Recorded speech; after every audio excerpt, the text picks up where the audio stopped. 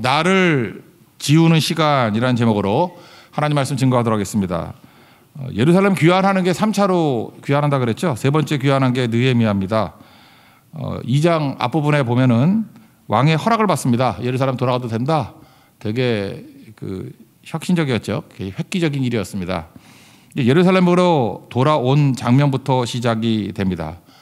그런데 그 왕이 허락을 했는데 요청한 것보다 더 주십니다.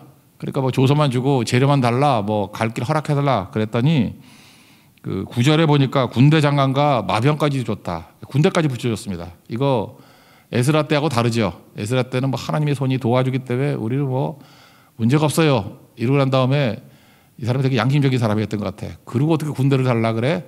그래서 아슬아슬하게 하나님의 보호하심으로 2차 때는 돌아왔어요. 근데 3차 때도 역시 뭐 도와달라 그러지도 않았는데 왕이 알아서 도와주네요. 찬양하고 똑같죠. 나의 기도하는 것보다 더욱 응답하실 하나님. 그죠? 이건 보너스로 구하지도 않은 것도 막 주시더라. 저는 오늘 아침에 그런 기도했습니다. 우리 성도들에게도 이렇게 구하지 않은 것까지도 하나님이 풍성하게 내려주시는 우리 은총의 시간이 되기를 원합니다. 그래서 예루살렘에 돌아오게 되었다는 것입니다. 그때 한번 머릿속에 상상을 한번 해보십시오. 이 느헤미야가 왔을 때 일단 뭐 많은 백성들 같이 올 거 아니에요. 그리고 뭐 금은보화 이렇게 재료 가지고 오고 그 성벽 지을 재료까지 갖고 왔다 그러잖아요. 거기다가 이제 마병이 뭡니까? 이게 기마병 아니에요, 기마병. 말 타고 되게 멋있게 왔겠죠. 대규모고 엄청나게 화려한 모습이었을 겁니다. 그러니까 예루살렘에 원래 살던 사람들의 반응이 어땠어요? 대적들도 살고 막 그랬잖아요. 일단 관심이 있었을 것이고 또 기대를 했을 것이고 시선 집중될 것이고, 그러니까 두 종류가 있을 거 아니에요. 지지하는 사람들은 기대하고 반대하는 사람은 뭐 비난했을 것이고, 지지하는 사람들은 굉장히 칭찬했을 것이고, 뭐 반대하는 사람은 비판했을 것이고, 어쨌든 간에 둘 다 공통점은 뭡니까? 엄청 관심 가졌겠죠. 그래서 관심 갖고 기대하고 뭐 그랬을 겁니다. 이목이 집중되고 시선이 집중되고 관심이 집중되고 그런 상황이었을 것 같아요. 근데 오늘 11절 보니까 3일 동안 죽치고 있었대요. 아무것도 안 하고. 그래서 오늘 첫 번째 우리가 새겨야 될 말씀은 3일의 의미가 뭐냐? 도대체 3일 동안 아무것도 안 하고 있었던 이유가 뭐냐? 저는 그것이 나를 지우는 시간이라니까. 나를 지워버리는 시간, 나를 없애버리는 시간. 그게 맞다고 생각을 합니다. 지금 느헤미야가 굉장히 관심을 받았던 것 같습니다. 느헤미야 막 그랬을 거 아니에요. 이슈맨이고 뉴스맨이고 느헤미야밖에 생각을 안 했을 거 아닙니까? 근데 뭘 할 줄 알았는데 3일 동안 아무것도 안 해요. 그러니까 좀 관심이 떨어졌겠죠. 관심이 식었겠죠. 시선이 좀 이렇게 분산이 됐겠죠. 우리 많은 사람들은 관심 안 가져줘도 관심 갖게 하려고 별짓 다 하잖아요. 그걸 관용 그러지 않습니까? 관심용자. 그죠? 그래서 뭐 SNS에 보면은 뭐 보지도 않는 사진 막 올리고 맨날 먹는 거 올리고, 우리 그런 본능이 있다고요. 나한테 좀 관심 좀 가져줘. 그런 본능이 있다라는 것입니다. 느헤미야도 이걸 좋게 해석하면 좋게 해석할 수 있죠. 밴드 웨건 효과라 그러죠. 내가 왔을 때 이렇게 사람들이 주목할 때 그걸 잘 활용하면 사람들 동원하기도 좋고 대적들은 길을 팍 죽이고 얼마나 유리하겠느냐.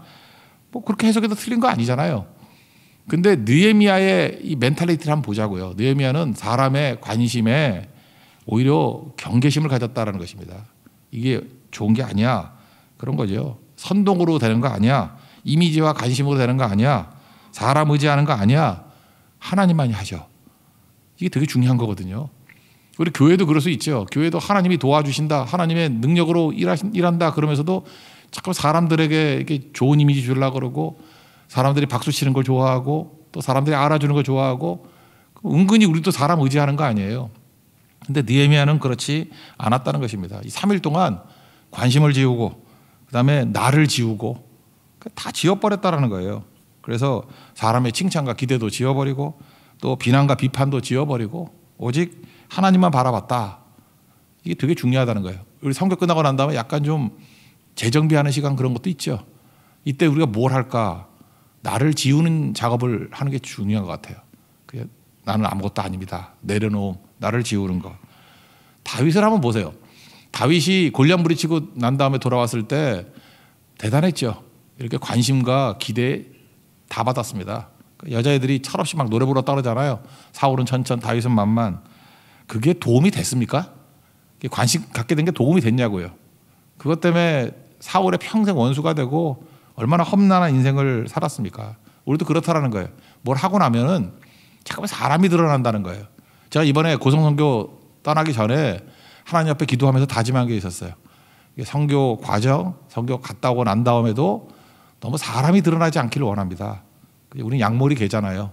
예수님이 생각나고 말씀만 생각나고 심지어 뭐 말씀을 전한 사람도 기억이 안 나고 뭐 특별히 이번엔 누가 기억나지도 않고 그리고 뭐 이렇게 광고하는 사람도 가운데 안 서고 옆에 사이드에서 잘 보이지도 않게 마스크로 얼굴 다 가리고 뭐 누군지도 모르죠. 예. 좀 그러길 원했어요. 그리고 자꾸 이렇게 튀지 않고 뭐 이러는 거. 그래서 오로지 예수님에게만 집중하고 말씀에만 집중하는 거. 그게 교회잖아요. 느헤미야가 그런 마음 가졌다라는 것입니다. 다 지워버리는 거. 그죠? 우리 고린도전서 4장에 보면은 우리 일꾼들에게 꼭 읽어야 되는 말씀이잖아요. 1절부터 4절까지 일꾼론 할 때 꼭 읽는 말씀인데 1절에 보니까 내가 누구냐? 그리스도의 일꾼이다. 하나님의 비밀을 맡은 자다. 그 다음에 2절에 뭐라 그러냐? 맡은 자들에게 구할 것은 충성이다. 1, 2절 되게 유명하잖아요. 그러면 하나님 앞에 충성하는 게 뭐냐라고 할 때 3절에 나와요. 너희에게나 다른 사람에게나 판단받는 것이 내게 매우 작은 일이다. 나도 나를 판단하지 않는다. 그러니까 충성이 뭡니까? 사람 시선에서부터 나를 지워가는 거예요. 너희의 판단, 다른 사람의 판단 그거나 지워갈 거야. 심지어 나에 대한 판단도 지울 거야. 그리고 뭐라 그럽니까? 다만 나를 심판하실리, 나를 판단하실 리는 하나님밖에 없어. 이게 충성이라는 거예요. 충성은요, 사람의 관심과 기대에서부터 뭐 칭찬을 하든 비난을 하든 싹 지워버리는 거예요. 오직 하나님만이 나를 판단하신다. 이게 충성입니다. 우리 다 맡은 바 된 주의 일꾼들 아닙니까? 맡은 바들에게 구할 것은 뭐라고요? 충성입니다. 충성은 뭐죠? 나를 지우는 거예요. 나를 싹 지워버리는 거. 그래야 제대로 일할 수 있다라는 것입니다. 지금 자기를 지우고 뭘 집중했느냐? 오직 하나님으로 채우겠다는 거죠. 그래서 하나님께서 무엇을 하실 것인지 하나님의 뜻이죠. 그리고 내 마음에 두신 것, 하나님의 뜻을 내 마음에 불 붙여주신 게 있잖아요. 그 마음에 불이 있어요. 패션. 그죠? 그래서 느헤미야는 생각할 때 이거예요. 기도하는 가운데 하나님께서 내 마음에 불 붙여주시는 그 패션, 열정. 그게 원래 하나님의 뜻 아니에요. 그래서 하나님의 뜻이 무엇인지 또 하나님의 뜻이 어떻게 내 마음속에 이렇게 불타오르고 있는지 나를 지우고 난 그것에만 집중하기를 원합니다. 이게 자세였다라는 거예요. 11절과 12절이 그 내용이거든요. 한번 읽어봅시다. 시작. 내가 예루살렘에 이르러 머무른 지 사흘 만에 내 하나님께서 예루살렘을 위해 무엇을 할 것인지 내 마음에 주신 것을 내가 아무에게도 말하지 아니하고 밤에 일어나 몇몇 사람과 함께 나갈새 내가 탄 짐승 외에는 다른 짐승이 없더라. 그러니까 하나님의 뜻 생각했다는 거예요. 하나님이 내 마음에 불 붙여주신 거.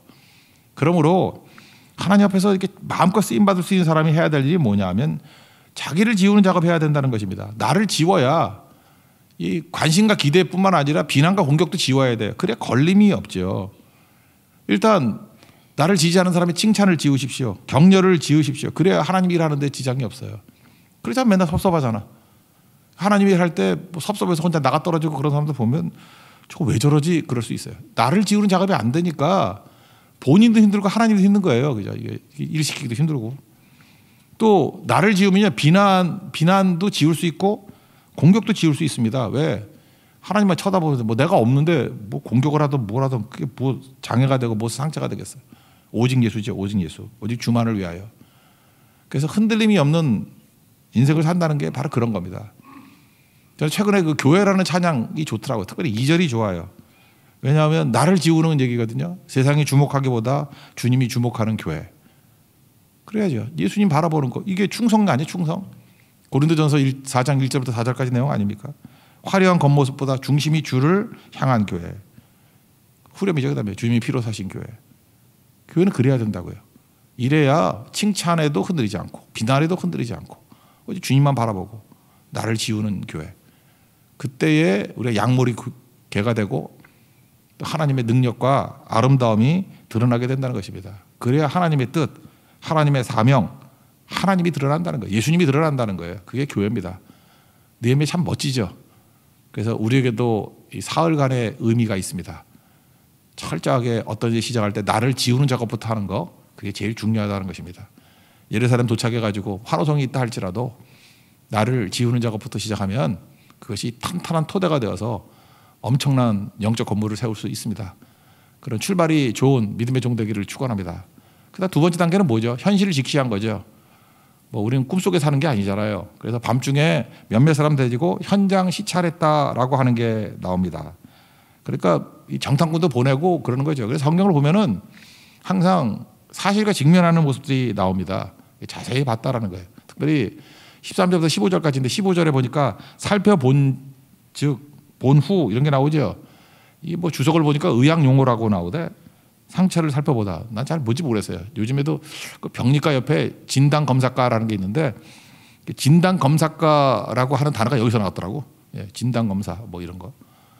그러니까 뭐 그런 거 있잖아요. 사람이 병을 제대로 알아야 뭘 치료할 거 아니에요. 진단하고 검사하고 뭐 CT 찍고 막 그런 거 있잖아요. 정확히 뭔지 살펴본 후 그런 거예요.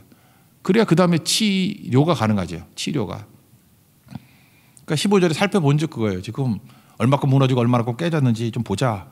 그래서 보니까 무너진 거, 불탄 거, 지나갈 길도 없는 거 이런 거 다 살폈다라는 것입니다. 살피는 게 쉽지 않죠. 우리 좋은 거 보기 원합니다. 참담한 거 보고 또 실패 현장 보면 마음이 아프잖아요. 쓰라리고 기분도 별로 안 좋고. 근데 느헤미야는요 좋은 것만 보는 게 아니라 참담한 현실을 봤다라는 거예요. 봐야지 터져 나오죠 기도가. 하나님 이 상황에서 우리에겐 소망이 없습니다. 하나님 도와주십시오. 불쌍해 주십시오.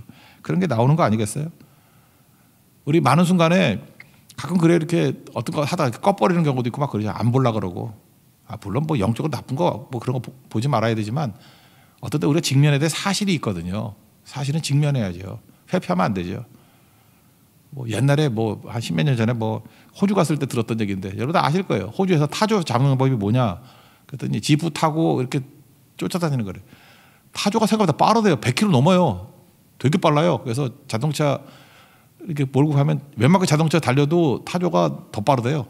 그리고 방향 전환을 하잖아. 타조는 갔다가 싹 밀고 자동차는 밀려가야 되고. 그래서 자동차 따라간다고 해도 타조 못 잡는데요. 근데 자동차의 강점이 뭐죠? 타조는 지치지만 자동차는 안 지치죠. 휘발유 집어넣으면 되잖아요. 자동차는 안 지치잖아. 뭐 운전하다가 지치면 모르지만 뭐 그거 따라다니면 하잖아요. 한참 하다가 지쳐가지고 타조가 못 뛴대요.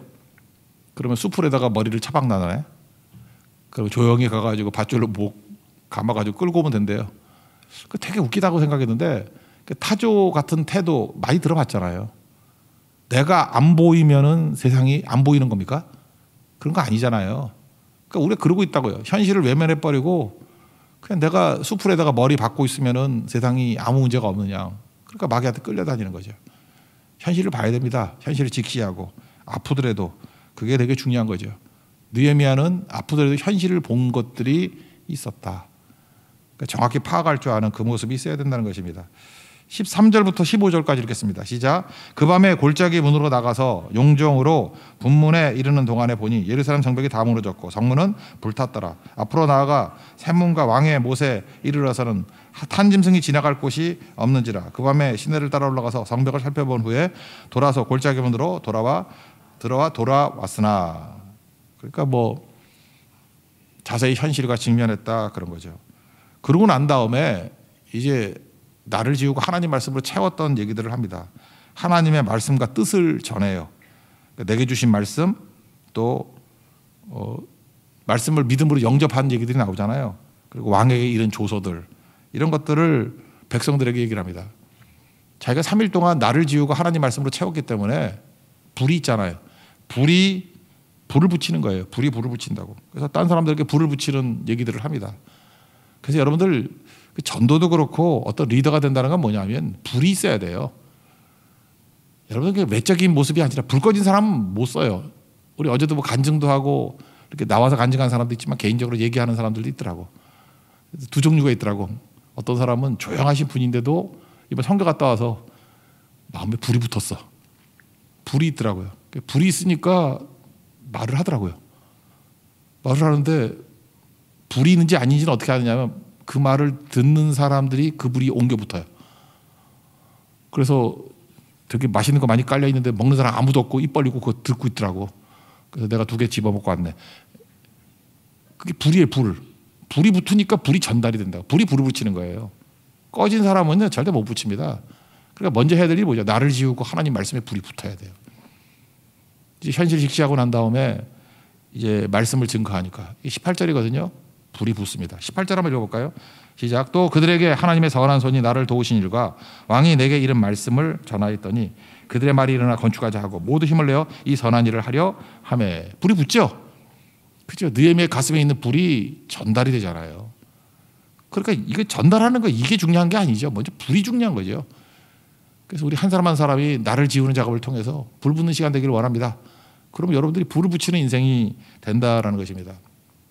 불이 붙고 이렇게 변화가 되니까 현실은 암담하지만 약속은 찬란하죠. 그래서 암담한 현실 속에서 찬란한 비전을 나누게 된다라는 것입니다. 우리 믿음이 뭐라 그랬어요? 믿음 영접하는 거. 하나님 말씀이 있으면 믿음을 이렇게 받아들이는 만큼 현실화 된다 그랬죠. 잘 보세요. 이거 약속이었잖아요. 근데 믿음으로 받아들이니까 영접하니까 이제 이후에 현실화돼 버리죠. 이게 얼마나 강력한 현실화 속도인지 52일 만에 완공했다 그랬잖아요. 52일의 기적이에요. 굉장히 짧은 시간 안에. 왜요? 불이 활활 타올랐기 때문에. 그러니까 불타는 모습으로 52일 동안 그냥 순식간에 이루었다 그런 얘기입니다. 여기서 우리 마음의 불, 이건 내적 동기라 그러잖아요. 이 나를 지우고 하나님의 불이 붙는 게 중요한 이유가 뭐냐면 이 앞부분에도 외적 동기가 나와요. 몇 절이죠? 17절 보니까 수치를 당하지 말자. 이런 거는 외적인 동기잖아요. 근데 외적 동기는 오래 못 가죠. 제가 어렸을 때 보니까 우리 전도 이렇게 했어요. 옛날에 전도 되게 쉬웠어요. 우리 친구들한테 교회 가면 노트 준다. 사실 그 노트 별것도 아닌데 노트가 옛날에 없었던가 봐. 내 기억에. 그 노트 하나 준다 그러면 10명 전도하는 거 시간 문제였어. 오히려 내가 이렇게 골라왔어요. 너무 많이 온다 그래가지고 야 10건밖에 없어. 딱 잘라가지고 그 노트 한 권 줘도 왔거든요. 물론 그중에 믿은 애들도 있지만 사실은 그 엉터리가 더 많았겠죠. 초콜릿 하나 준다 그래도 막 쫓아다니고 그런 게 일종의 뭐죠? 우리도 좀 이렇게 저개발 국가 가면은 이런 식으로 선물 주면서 뭐 전도도 하고 그러잖아요. 이게 외적 동기라고. 뭐 수치에서 영광으로 돌아간다. 뭐 준다. 뭐 이러는 거. 뭐 옛날에 우리도 어려울 때 뭐 삼박자 복음 그려가지고 뭐 영혼이 잘 되고 그 뭐죠? 근데 요즘엔 영혼이 잘 되는 것이 다 바뀌었잖아요. 요즘엔 뭐 여행 다니고 또 놀이하고 뭐 그러잖아요. 리조트 가고. 그래도 영혼이 잘 되는 것 같이 보여. 우리 마음 기쁘잖아. 그걸로 대치돼 버렸고. 그다음에 뭐 범사에 잘 되고 모든 게 잘 되고 지금 뭐 부자 됐잖아요. 다 차도 좋은 거 타고 다니고. 그다음에 강건하기로 한다. 병도 뭐 병원 좋잖아요. 요즘에 종합병원 가보세요. 뭐 스캔해가지고 뭐 다 찾아내고. 그러니까 외적 동기는 오래 못 간다니까요. 옛날에 가난한 사람 다 먹고 살기 힘들 때 예수님 먹여주세요. 그럼 뭐 그거 갖고도 뭐였지만 이거 오래 못 간다니까요. 그래서 17절에 나오는 외적 동기는 오래 못 간다고요. 근데 느헤미야가 정말 탁월한 이유가 뭐냐면 그는 마음에 불이 있었잖아요. 심령의 불. 이게 내적 동기라고. 내적 동기. 이건 오래 가죠. 한번 보세요. 골리앗 물리시려고 그럴 때 다윗 앞에 이스라엘 백성들이 외적 동기를 들어요. 그 세 가지 얘기하죠. 아니 골리앗 물리치면 뭐 어떻게 된대? 묻지도 않았는데 지들이 막 얘기를 해. 재물 주고 왕의 딸 주고 그다음에 세금을 면제해 준다. 여기서 몇 가지를 알 수 있어요. 재물을 준다. 이건 좋은 거고. 왕의 딸을 주고 사울의 딸이 별로 안 예뻤는가 봐. 아무도 나서는 사람이 없는 것 같아. 그지? 그런 것 같고. 저 혼자 그렇게 생각했어요. 세금을 면제해 준다? 그 얘기는 뒤집어 얘기하면 뭐예요? 엄청 세금이 많았구나. 그지? 중과세했구나. 그러니까 언제나 그 옛날에 왕정 밑에 살 때 살기 쉬운 게 아니라고. 세금이 엄청 셌구나. 그러니까 상위 세금 면제야. 그러니까 이런 거 외적 조건 아니야? 외적 동기. 근데 두려움이 임하니까 나서는 사람 아무도 없었어요. 다윗이 이것 때문에 나섰나요? 아니죠. 마음속에 불이에요. 너는 칼과 단창은 나오지만 나는 만군의 여호와의 이름이 있다. 네가 모욕하는 하나님의 이름으로 나간다. 내적 동기 불이 있다. 불. 과거에도 사자의 발톱, 곰의 발톱에 나를 건져주셨다. 전쟁은 하나님께 속한 것이다. 하나님께서 나를 보내셨다. 뭐 이런 거 아니에요? 그러니까 우리에게 중요한 게 무엇입니까? 교회도 마찬가지예요. 뭐 가면 뭐 해주고 뭐 해주고 이런 외적 동기가 아니라 내적인 불이 붙으면 어떤 뭐 칭찬 격려 없어도 하고요. 비난과 공격이 있어도 다 해낸다. 그런 얘기죠. 느헤미야에서 이거 발견해야 됩니다. 하나님 내 마음에 성령이 불이 붙게 하여 주옵소서. 그게 성령 세례고 그게 불 세례예요. 불이 붙어야 돼. 불이. 불이 붙으면 어렵지 않게 하나님의 모든 일들을 감당할 수 있다라는 것입니다. 그럼 승리하는 거죠. 마음에 불 붙이는 게 바로 18절 말씀이라니까요. 하나님께서 내 말씀을 주셔서 말씀에 불이 타오르더라. 그러니까 첫째는 지지하는 사람들에게는 확산이 일어나고 불이 불을 붙이잖아요. 그죠? 그래서 18절 보니까 뭐라고 했어요? 모두 힘을 내어 이 선한 일을 하려 했다고 다 동참했어요. 그리고 또 한 가지 불이 붙으니까 어떤 현상이 벌어져요? 대적들이 나타나죠. 대적 없으면 뭐 말이 안 되지. 대적들이 업신여기고 비웃고 그러다는 거죠. 그리고 너희들이 반역하려고 그러느냐? 이거 약간 트라우마 있는 거 아십니까? 2차 때 에스라 때 이렇게 아닥사스다 왕 꼬셔가지고 중단시킨 적이 있었죠. 기억 안 나요? 중단시킨 적이 있었죠. 그러니까 한 번 이 사람들이 이렇게 고소장 올려가지고 먹혔다고. 그러니까 이번에 또 반대해가지고 또 반대해서 먹히면 어떡하나? 이 상처라고. 트라우마. 근데 마음에 불이 붙어 있는 사람은요, 상처를 뛰어넘고 트라우마를 뛰어넘어요. 저도 그랬잖아요. 제가 어떤 부분에서 이렇게 의심하는 부분에 있어서는 믿음이 안 생기니까 현실화되지 않더라니까요. 제가 얘기했잖아요. 알코올 중독자에게. 제가 이렇게 목회하면서 알코올 중독이었던 사람 가운데 돌아온 사람이 한 명도 없어. 그 알코올 중독 그러면 자꾸 이렇게 털컥털컥 겁이 나는 거예요. 저한테 상처고 그게 트라우마였어요. 이제는 아니라고 제가 외치면서 기도하고 나가. 이제 분명히 고쳐질 거라고. 몇 사람 나왔으면 좋겠어요. 그죠? 뒤집어져가지고 이거를 뚫고 나갔다. 계속 제가 되뇌기고 고백하고 그러거든요. 그죠? 알코올 중독 다 물러가라. 그죠? 술 귀신아 물러가라. 손만 대면 술 딱딱 끊어지고 내가 딱 보면 알거든. 여기 간 나빠가지고 검은한 사람들 물러가라. 물러가라. 그런 게 되게 중요하겠죠. 마귀는요 항상 우리의 벽돌을 무너뜨리는 게 아니에요. 우리 마음을 무너뜨리는 거지. 근데 대적들의 이런 위협이 있음에도 불구하고 흔들리지 않잖아요. 왜요? 나를 지우고 하나님 말씀에 불이 붙기 때문에, 성령의 불이 붙기 때문에.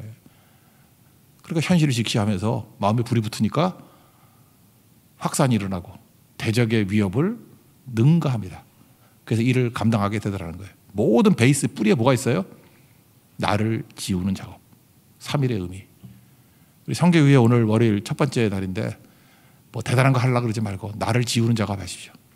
나를 지우면요 그때부터 칭찬과 기대 이런 거 없이도 얼마든지 흔들리지 않고 일할 수 있고, 대적은 항상 있잖아요. 공격과 비난이 있다 할지라도 흔들리지 않고 마음의 불덩이가 되어서 많은 사람들에게 불을 붙여주고 대적들은 부끄럽게 만들 수 있는 진정한 승리자가 될 수 있다는 것입니다. 그 길을 걸어가는 우리 하나님의 거룩한 종 되기를 바랍니다.